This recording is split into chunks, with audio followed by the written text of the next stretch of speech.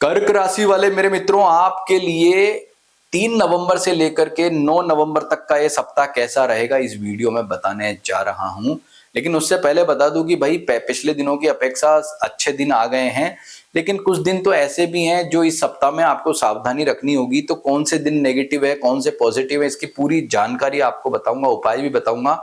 Video पूरा जरूर देखना है। हमारे चैनल को अभी तक आपने सब्सक्राइब नहीं किया तो जरूर जरूर कर लो। इस वीडियो को लाइक और हाइप भी जरूर करना।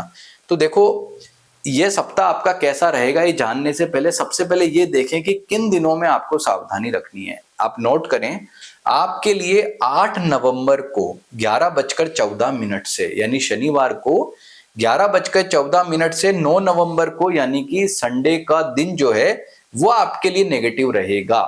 1.5 दिन इस सप्ताह में 1.5 दिन आपके लिए अच्छा नहीं है। अब आप बोलेंगे भैया टाइम क्यों दिया आपने? टाइम मैंने इसलिए दिया है क्योंकि ये इंडियन स्टैंडर्ड टाइम है, ये भारतीय समय मैंने दिया है। लेकिन कई लोग ऐसे भी होते हैं जो बाहर से इस वीडियो को देख रहे हैं, एनआरआईज हमारे भाई हैं, उनको इससे ये पता लगेगा कि मेरा समय कितनी बजे से नेगेटिव है प्रॉपर तरीके से। क्योंकि कई लोग इस वीडियो को जापान से भी देखेंगे, कहीं ऑस्ट्रेलिया से भी देखेंगे, कहीं यूएस से भी देखेंगे, तो अपने अकॉर्डिंग इस टाइम को शिफ्ट कर सकते हैं। इसके लिए यहां पर टाइम दिया गया है। तो सबसे पहले तो ये जानते हैं ये सप्ताह आपके लिए सामान्य फल कैसा रहेगा, फिर नक्षत्र फल और आपका पर्सनल राशि फल बताने का तरीका भी बताऊंगा। तो देखिए ये आपके मैंने क्या लिखा, हेडिंग करियर में उन्नति, यानी कर्क राशि वालों के लिए करियर में उन्नति के अच्छे योग बन रहे हैं। सबसे पहले देखते हैं कि हेल्थ के मामले में ये सप्ताह कैसा है। तो देखो, हेल्थ के मामले में पॉजिटिविटी दिखती है, लेकिन ये जो 1.5 डे जो है लास्ट, बिल्कुल इस सप्ताह के लास्ट में जाकर के वो टाइम आपके लिए उतना बेटर नहीं रहेगा। मतलब उसमें आपको थोड़ा सा ध्यान रखना पड़ेगा। बाकी आपके लिए दिन बहुत ही बेस्ट कहे जा सकते हैं। कॉन्फिडेंस अच्छा रहेगा, स्वास्थ्य बेहतर रहेगा, यानी हर मामले में श्रेष्ठ। आपके आर्थिक पक्ष की बात करें तो वो थोड़ा डामाडोल होता दिख रहा है, क्योंकि आर्थिक पक्ष का जो स्वामी है सूर्य, वो चौथे घर से ट्रांजिट करके दिक्कत दे रहा है। आर्थिक उठापटक दिखती है, तो धन के लेन देन में सावधानी बरतनी है। और आपको उपाय के तौर पर ओम गृणी सूर्याय नमः मंत्र का जप जरूर जरूर करना है। और सूर्य की जो कारक वस्तु होती है, लाल वस्त्र है, मसूर की दाल है, गुड़ गेहूं इत्यादि का दान भी आपको करना है। फिर आते हैं आपके आगे कि आपका जो आर्थिक मामला है उसमें थोड़ा आपको ध्यान सतर्कता बरतनी है।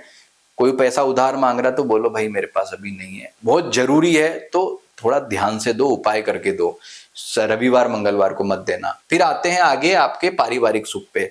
तो पारिवारिक सुख में सूर्य थोड़ा आपके स्वभाव में ईगो ला सकता है। अहंकार नहीं रखना है, बिल्कुल सॉफ्ट, बिल्कुल विनम्र होकर के सभी से व्यवहार करना है। बाकी आपका पारिवारिक सुख में शुक्र उसको बैलेंस कर रहा है। शुक्र तो अच्छा होता है चौथे घर में, तो शुक्र उसको बैलेंस कर रहा है। सूर्य उसको दिक्कत दे रहा है, तो शुक्र उसको बैलेंस करेगा। तो कोई भी समस्या आएगी तो उसका निवारण भी आपको मिल जाएगा, यानी कि अच्छा मान सकते हैं। ओम गृणी सूर्याय नमः मंत्र का जप जरूर करना है। भगवान सूर्य को अर्घ भी दो, क्योंकि महीने भर के लिए नेगेटिव है, तो जब तक अभी नवंबर में 16 नवंबर तक ये समस्या आपको देगा। फिर विद्यार्थियों के लिए बात कर लें, भाई विद्यार्थियों के लिए समय बेस्ट है, सभी के लिए अच्छा है। लेकिन एक बात बता दूं, मैं जब नक्षत्र के आधार पर आपको विस्तार से बताऊंगा तब इसके बारे में ये बता पाऊंगा कि किन के लिए अच्छा है, किन के लिए खराब है।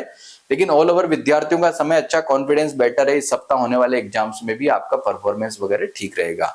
उसके बाद में देखें, व्यापारियों के लिए समय बेटर कहा जा सकता है, व्यापारिक लाभ भी अच्छा दिखाई दे रहा है। लेकिन अभी पैसे की अपेक्षा इन्वेस्टमेंट पे ध्यान दो, पैसे के पीछे भागोगे तो दिक्कत रहेगा, उतना लाभ नहीं मिल पाएगा।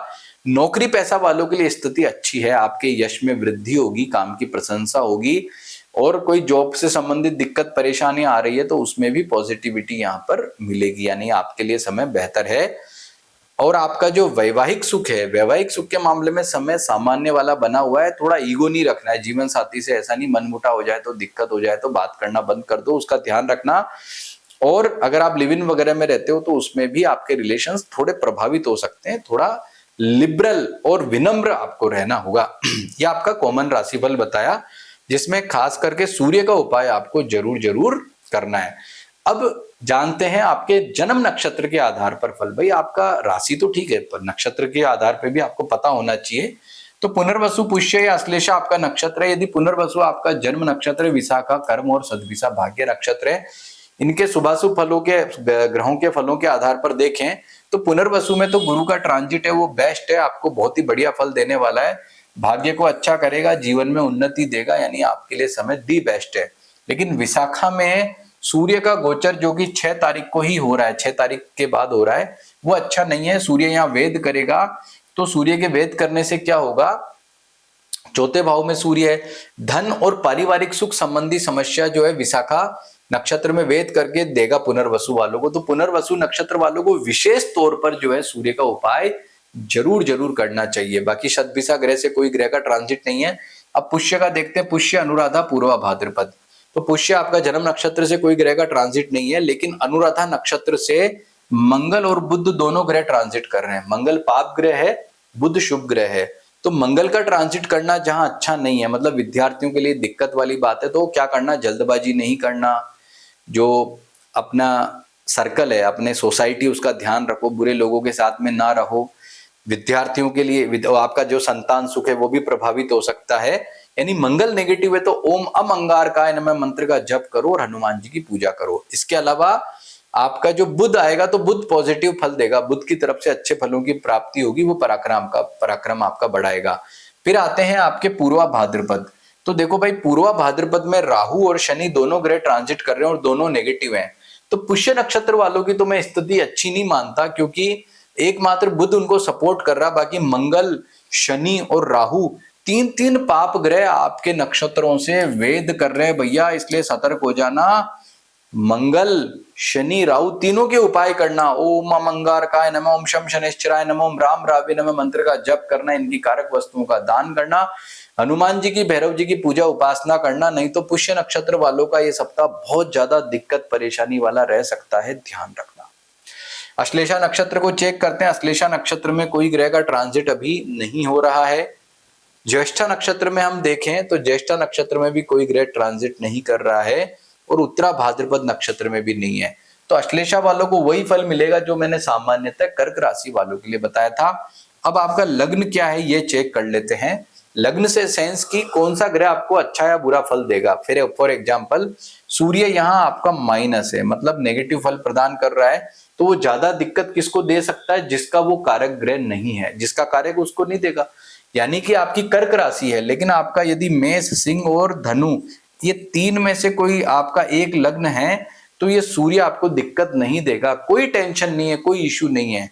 लेकिन अगर आपका बाकी के जो ये 9 राशियों का लग्न है तो सूर्य आपको दिक्कत देगा।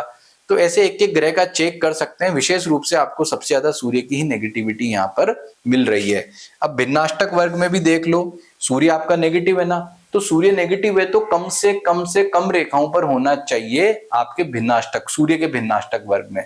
अब ये क्या होता है, तो अपनी कुंडली में या तो ओपन कर लो, और नहीं पता है तो मैं एग्जाम्पल से आपको यहाँ बताता हूँ। यहाँ पर ये देखो सूर्य का भिन्नाष्टक वर्ग हमने बनाया है, ये बना हुआ है। अब इसमें क्या चेक करना है कि आपका सूर्य जो अभी तुला राशि में है वो कितनी रेखाओं पर है। अब अशुभ भाव में तो कम से कम रेखाओं पर होना चाहिए ना। ये यदि ये राशियां हैं, देखो ये राशियां हैं सूर्य की और ये रेखाएं हैं, जितनी कम रेखाओं पर सूर्य होगा चौथे भाव में, नेगेटिव भाव में, उतना अच्छा है। तो आपका जो है मात्र यहाँ देखो इस व्यक्ति का, ये किसी पर्टिकुलर व्यक्ति का एग्जाम्पल है, आपका अलग है, आपका तो अपने आप ओपन करके देखो, नहीं है तो हमसे मंगवा लेना। उसमें हमने चेक किया तो क्या देखा कि 3 रेखाओं पर सूर्य है तो बेटर है, यानी कि सूर्य यहाँ इनको दिक्कत नहीं दे रहा। आपका चेक करो, यदि 1 या 2 या 3 पे है तो ठीक है, 5, 6 या 7, 8 पे है तो समस्या है, मतलब नेगेटिव फल देगा। ऐसे हर ग्रह का भिन्नाष्टक चेक करना राहु केतु के अलावा। तो क्या देखोगे आप कि कोई भी ग्रह यदि अशुभ भाव में गोचर कर रहा है तो वो कम रेखाओं पर होना चाहिए, और शुभ भाव में गोचर कर रहा है तो ज्यादा रेखाओं पर होना चाहिए, तो अच्छा फल देगा। अब ये आपको, ये मैंने इतना बढ़िया फल बताया है तो भाई जो है इस वीडियो को लाइक भी करना, हाइप भी करना, और हमारे चैनल को सब्सक्राइब भी जरूर करना। मैं आपके मंगल की कामना करता हूं। नमस्कार।